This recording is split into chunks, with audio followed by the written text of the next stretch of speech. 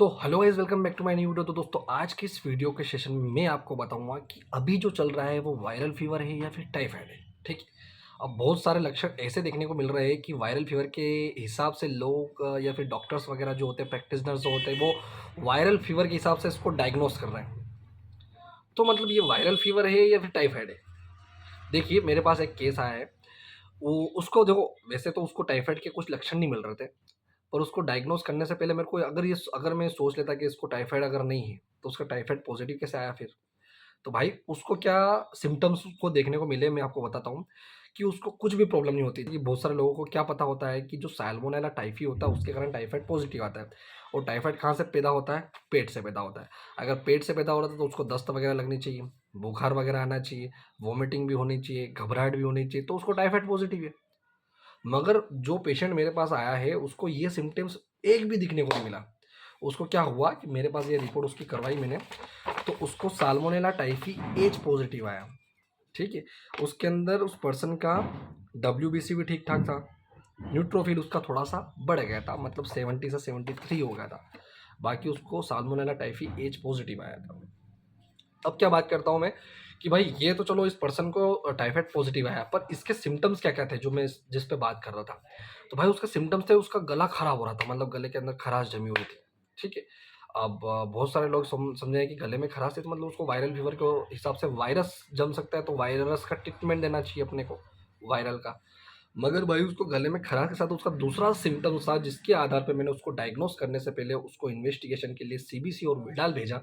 तो उसका दूसरा ये था कि उसके जॉइंट्स वगैरह बहुत ज़्यादा पेन कर रहे थे। जो जॉइंट्स वगैरह पेन ज़्यादा कर रहे थे। एक तो ये डेंगू मलेरिया में भी होता है जॉइंट्स वगैरह पेन, और टाइफाइड में भी कभी कभी पॉजिटिव ये आ सकता है कि आपके जॉइंट्स वगैरह पेन कर रहे हैं, मतलब टाइफाइड पॉजिटिव है। तो ऐसे इन्वेस्टिगेशन के दौरान उसके अंदर साल्मोनेला टाइफी एच पॉजिटिव पाया गया। तो भाई, अब बात करते हैं कि इसका मैंने ट्रीटमेंट क्या डिसाइड किया।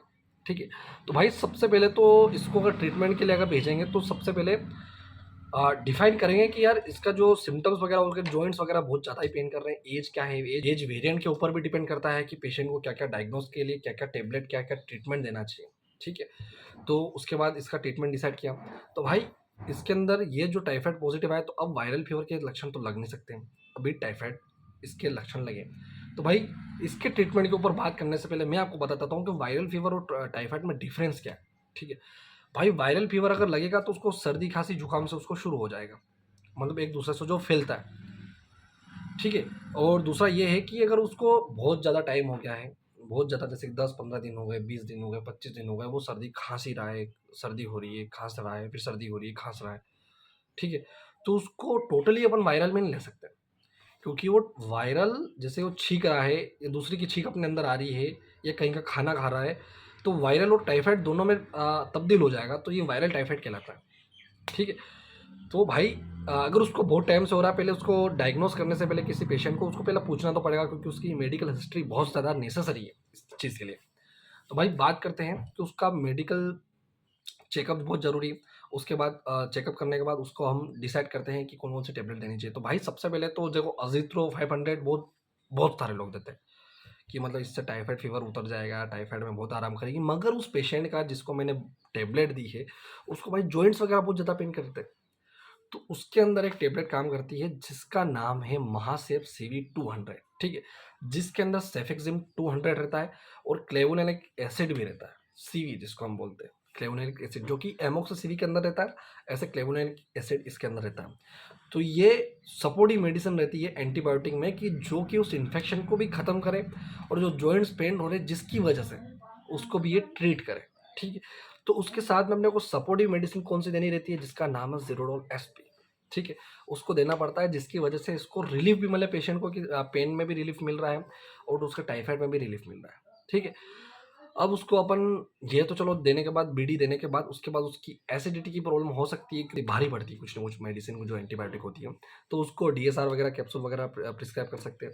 उसके बाद उसको जॉइंट्स वगैरह पेन करे, तो ताकि उसको न्यूरोपैथी भी पेन हो सकता है, तो उसको पहले आप बीड़ी में ड्रिप लगा सकते हो, आरएल डीएनएस दोनों लगा सकते हो। अगर उसको शुगर अगर है तो फिर एनएस लगाना बेहतर रहेगा।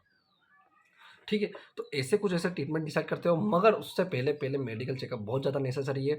उसका डायग्नोज़ करने से पहले पेशेंट को देखना पड़ेगा कि उस पेशेंट की मेडिकल हिस्ट्री क्या-क्या है, और उसका आइज़ का चेकअप करना पड़ेगा, जीभ, टंग को देखना पड़ेगा क्लियर है कि नहीं क्लियर है। उसके बाद उसके गले को भी एक बार एग्ज़ामिन करने पड़ेगा, ऐसे करके उसको देखना पड़ेगा, कैरोटिड आर्टरी को देखना पड़ेगा। उसके बाद सब कुछ देखने के बाद आप पेशेंट को कुछ भी प्रिस्क्रिप्शन प्रिस्क्राइब कर सकते हैं, कुछ भी मेडिसिन। तो दोस्तों, ये जो आज का वीडियो था ये टाइफाइड के ऊपर था, वायरल फीवर के ऊपर नहीं था। अगर आपको वायरल फीवर के ऊपर चाहिए तो प्लीज़ कमेंट में ज़रूर बताएं, और आपने अभी तक मेरे चैनल को सब्सक्राइब नहीं किया तो प्लीज़ चैनल को सब्सक्राइब कर लेना और लाइक करना इस वीडियो को। तब तक के लिए मिलते हैं नेक्स्ट वीडियो में, तब तक के लिए बाय बाय।